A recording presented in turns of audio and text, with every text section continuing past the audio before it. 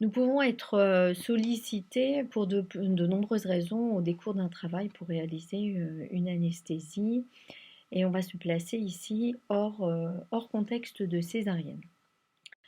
Une des premières raisons pour lesquelles on peut nous solliciter sont les extractions et les manœuvres instrumentales. Voici les principales, donc les ventouses qu'on voit sur la gauche, ventouses de kiwi en bas. On va avoir le forceps en haut à droite et les extractions par spatule en bas. Alors, pourquoi une anesthésie? Cette anesthésie elle a trois objectifs principaux. C'est permettre à l'obstétricien d'avoir des conditions optimales de travail avec une patiente qui est suffisamment analgésiée et d'assurer bien sûr la sécurité du binôme mère-enfant. Les particularités de ce geste, c'est nécessiter déjà une analgésie périnéale, de nécessiter parfois de façon surajoutée une relaxation utérine, sont des gestes réalisés en urgence en milieu contaminé, qui peuvent s'accompagner d'une épisiotomie, d'une déchirure, et bien sûr qui sont réalisés en position gynéco. Au moment de la réalisation de cette anesthésie, on se retrouve finalement dans les mêmes conditions qu'au moment d'une césarienne, c'est-à-dire que l'enfant est présent. On a donc sur le plan de l'anesthésie finalement les mêmes avantages et les mêmes inconvénients que ceux d'une anesthésie générale pour césarienne.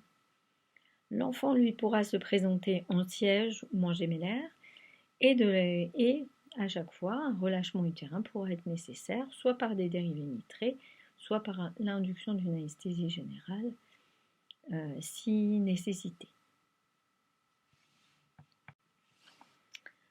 Le lieu et la technique choisie seront choisis en fonction du risque, un potentiel de césarienne, des contraintes architecturales locales et de l'organisation, de l'avis de l'obstétricien et de l'anesthésiste, et puis de l'indication obstétricale, fœtale ou maternelle.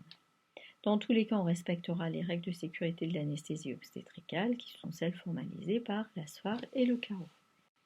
Le déroulement implique une équipe d'anesthésie qui est prévenue suffisamment tôt afin d'assurer sa disponibilité.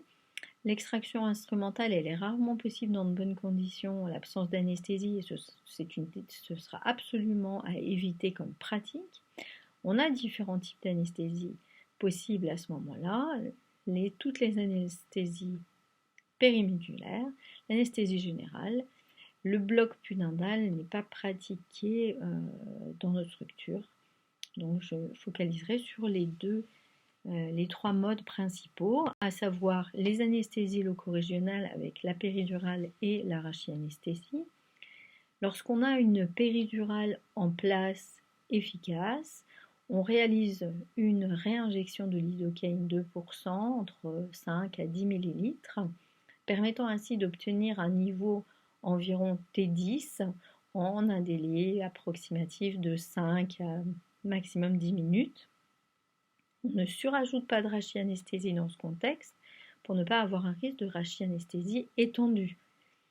Si par contre il n'y a pas d'analgésie péridurale en place, la technique privilégiée est celle de la rachianesthésie avec de la bupivacaïne hyperbare 5 à 7 mg et environ 3 gamma de sulfentane. La morphine n'est pas systématique ni nécessaire, sachant qu'après l'extraction instrumentale, le plus souvent, les douleurs ressenties sont des douleurs de faible à modérée. Sur le plan des agents vasopresseurs, s'il s'agit d'une rachianesthésie à faible concentration, on pourra utiliser ce qu'on utilise au décours des césariennes, soit en préventif, soit en curatif. Sur le plan de l'anesthésie générale, on se retrouve donc avec une patiente avec un risque d'inhalation et un enfant présent. Donc la technique de choix est celle de l'induction en séquence rapide avec plus ou moins manœuvre de Selig et intubation orotrachéale. Après avoir évalué les difficultés potentielles de ventilation au masque et refait un mal-empathie pour évaluer les difficultés d'intubation, une alcalinisation du contenu gastrique avec du tagamètre effervescent de comprimé systématiquement réalisée. Il faut savoir que l'administration de morphiniques, principalement IV, sont des ralentisseurs de transit et parfois les patientes en ont eu dans les heures qui précèdent. Et puis la présence du fœtus et les manœuvres d'extraction, elles aussi, majorent le risque de régurgitation. Donc, c'est intubation orotrachéale, CHG. On le sait très bien que c'est une règle qui est confirmée, mais qui n'est pas toujours respectée, et principalement ce travail le montrait très bien au niveau des équipes marseillaises. Pour autant, cela reste la recommandation de la SOIR. Après extraction instrumentale, l'anesthésie va se poursuivre comme à chaque fois en salle de surveillance normalement post-interventionnelle, post-anesthésique renforcée pour une durée de 2 heures minimum. Autre type d'anesthésie en salle de naissance, les délivrances pathologiques. Vous voyez ici le geste de révision utérine, on va enlever effectivement le placenta qui visiblement ne se décolle pas. Une délivrance pathologique, alors on parle de révision utérine, délivrance artificielle. Il faut savoir qu'on a souvent la notion dans ce contexte-là d'hémorragie de la délivrance associée. Donc c'est un geste en général court, contaminé, parfois très hémorragique, en position gynéco, geste qui nécessite aussi une antibioprophylaxie en général par cévazoline 2 grammes. Là, le contexte est un petit peu différent puisque l'enfant est né, ce qui permet d'avoir un choix de drogue peut-être un peu plus large. La mère est dans le même contexte finalement que celui de la césarienne, il n'y a plus l'enfant. Elle est potentiellement hypovolimique, potentiellement de façon assez importante.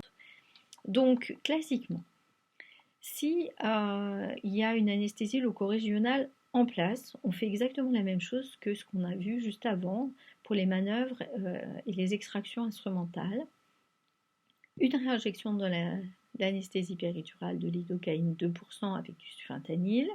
S'il n'y a pas de péridurale en place, une rachianesthésie à condition que le contexte hémodynamique de la patiente soit satisfaisant et qu'on ne se retrouve pas face à une hémorragie extrêmement importante.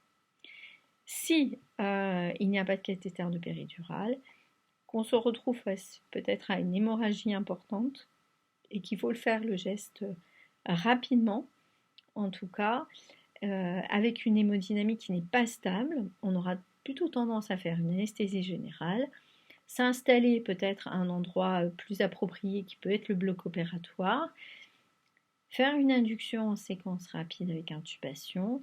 C'est vrai que le choix des drogues est plus large. Bien sûr, on injectera des agents morphiniques une fois la croche réalisée. Et il y a un risque de majoration du saignement par les halogénés. Dans ce contexte, on y fera également attention. Et bien sûr, les morphiniques seront utilisés sans arrière-pensée. En général, on se tourne vers des morphiniques d'action courte, puisque normalement, c'est un geste qui devrait ne pas durer extrêmement longtemps. On vérifiera la décurarisation ensuite de la patiente, puis on fera la phase de réveil. Voilà globalement un petit peu déjà les grands types d'anesthésie au cours de la naissance, donc les extractions instrumentales et les délivrances pathologiques auxquelles vous ferez vraisemblablement souvent face.